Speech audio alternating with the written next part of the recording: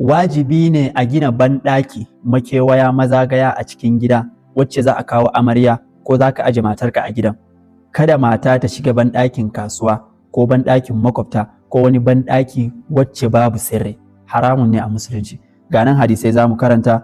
Hadisi ne ingantacce daga Jabir dan Abdullah, Allah kara masa yadda ce, kala Rasulullahi sallallahu alaihi wasallam, manzon Allah ya ce, man kana yu'minu billahi wal yawmil akhir fala yadkhul halilatahu al-hammam wa man kana yu'minu billahi wal yawmil akhir fala yadkhul al-hammama illa bimi'zar wa man kana yu'minu billahi wal yawmil akhir fala yajlis ala ma'idatin yudaru alaiha al-khamr.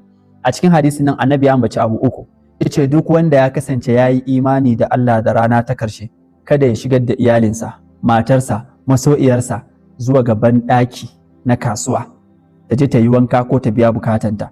Wanda ya kasance yayi imani da Allah da rana ta karshe kada ya shiga banɗaki face da mi'izar, wannan wato kaman mashi ko wani wannan sandan da ake rikewa, saboda a lokacin su kun gani mutum zai shiga da shi ne sai ya sa wato zaninsa, mayafinsa a kai saboda ya tare bayansa.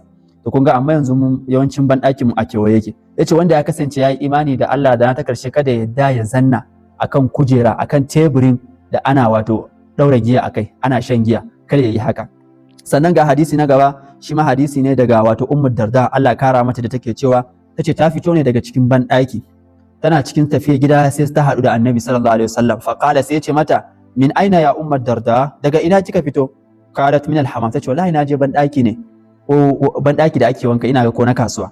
Fa qala, sai Annabi ya ce wallazi nafsi biyadi ma min imra'atin tada'u thiyabaha fi ghairi baiti ahadin min ummahatiha, yace babu wata mace wacce za ta sanya tufafinta ta cire kayanta ko ta ce wa za ta yi wanka ko a gida wacce ba nata ba kuma ba na ɗaya daga cikin ƴan uwanta ba ko danginta ba na mata, wahiya yace illa wahiya hatika kulla sitrun bainaha wa bainar rahman, face ta yaga duk wani wato sitira, duk wani abin da yake tsakaninta da Allah madaukakin sarki na rufin asiri, ta yage ta, ta tage ta, wato ta rusa.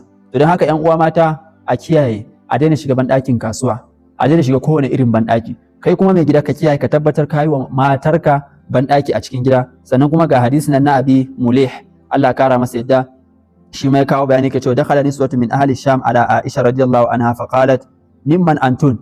Wasu mata ne daga cikin wato Sham suka shigo wajen Aisha, sai Aisha ta ce musu, kufa daga ina? Kulna, sai suka ce min ahli Sham, mun zo ne daga Sham. Qalat, ta ce la'anna kunna min al-kawrat allati tadkhulu nisa'uhum al-hammam. Kulna na'am. Sai Aisha ta ce anya ba kuna daga cikin mutanen da aka ce matansu suna shiga banɗakin kasuwa ba? Suka ce mu ne.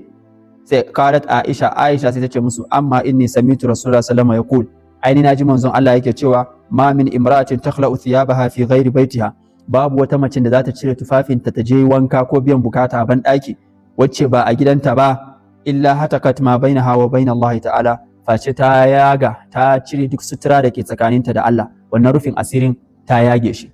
Da haka ƴan uwa mata musulmai a kiyaye, iyaye maza a tabbatar an yi wa mata banɗaki a cikin gida, a daina shiga banɗakin makwabta in ba ya zama dole ba, a daina shiga banɗakin kasuwa, haramun ne, haramun ne. Allah madaukakin sarki ya kiyaye.